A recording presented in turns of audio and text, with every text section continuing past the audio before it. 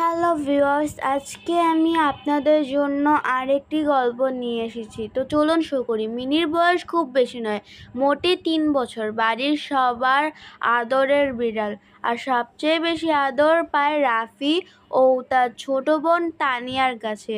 প্রতিদিন সকালে রাফি ঘুম থেকে উঠেই মিনিকে কোলে নিত, আর তানিয়া তার নরম লোমে হাত বোলাতে বোলাতে বলতো, মিনি তুমি আমাদের বাড়ির রাজকন্যা।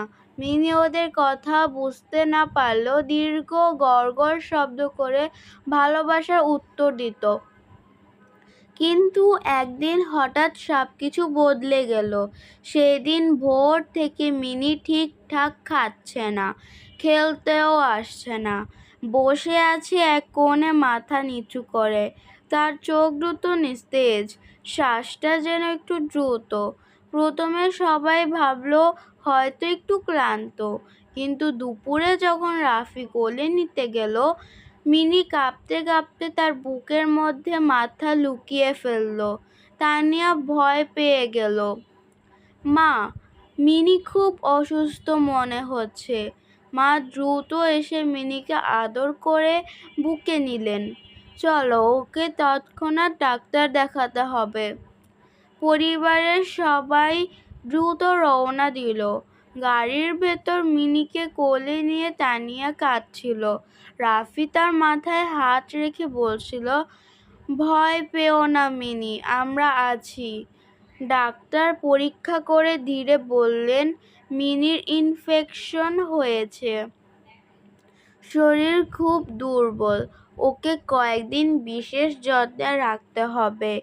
এ কথা শুনে তানিয়ার চোখে আবার পানি চলে এলো। ডাক্তার তার মাথায় হাত রেখে বললেন, বাচ্চা, ভয় পেও না। ভালোবাসা আর যত্ন, এটাই সবচেয়ে বড় ওষুধ। তোমরা যদি ওকে এক মুহূর্ত একা না রাখো, কোমলভাবে কথা বলো, মন শান্ত রাখো, তাহলেই মিনি দ্রুত সুস্থ হয়ে যাবে। এভাবেই শুরু হলো মিনির অসুস্থতার সঙ্গে লড়াই। বাড়িতে ফিরেই সবাই মিলেই একটা নরম বিছানা তৈরি করলো।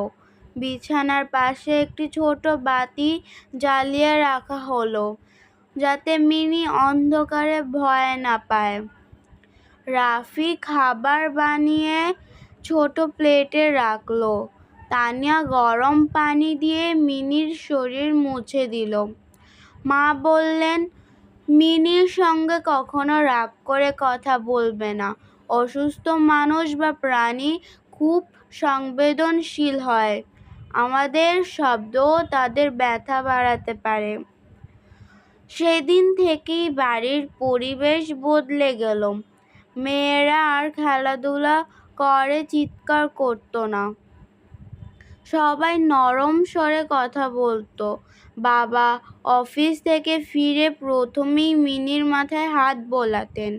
তুমি ভালো হয়ে যাও মামুনি, আমরা তোমাকে ছাড়া অসম্পূর্ণ। মিনি হয়তো বুঝতো না, কিন্তু অনুভব করত তার পরিবার তার পাশে আছে। তাই সে প্রতিক্রিয়া জানাতে মাথাটা বাবার হাতে ঠেকিয়ে দিত। রাতগুলো ছিল সবচেয়ে কঠিন। মিনি মাঝরাতে কেঁপে উঠত, শ্বাস নিত ভারীভাবে। তানিয়া তখনই দৌড়ে গিয়ে তাকে স্নেহ করে বুকে জড়িয়ে ধরত। কেঁদো না মিনি, আমি তোমার কাছে আছি। মিনির চোখের কোণে পানি এসে যেত, যেন সে বলতে চাইছে, ধন্যবাদ আমাকে একা না রাখার জন্য। পরের দিন ডাক্তার বললেন ওর মানসিক সাহস অনেক বাড়ছে। পরিবারের যত্নই তাকে টেনে তুলছে। মিনিকে ওষুধ খাওয়ানো ছিল বেশ কঠিন, কিন্তু রাফি কখনো জোর করতো না। ধৈর্য নিয়ে বলতো, মিনি, এটা খেলে তুমি সুস্থ হবে, দেখো আমি আছি তোমার পাশে। সে নিজের আঙ্গুলে সামান্য খাবার নিয়ে দেখাতো, মিনি ধীরে ধীরে খেত। তানিয়া তার মাথায় হাত রেখে গেয়ে যেত ছোট ছোট লরির মতো গান। মিনি চোখ আধ বোঝা হয়ে যেত, যেন সে স্নেহের মাঝে ভেসে যাচ্ছে। দিন গেল 1, 2, 3। মিনির শক্তি ফেরার লক্ষণ দেখা দিল। এক সকালে সে ধীরে ধীরে বিছানা থেকে উঠে রাফির পায়ের কাছে এসে দাঁড়ালো। রাফি অবাক হয়ে বলল, মিনি, তুমি হাঁটছো? তানিয়া দৌড়ে এসে মিনিকে কোলে তুলে নিল। দেখো মা, আমাদের মিনি আবার আগের মতো হচ্ছে। মায়ের চোখে পানি এসে গেল।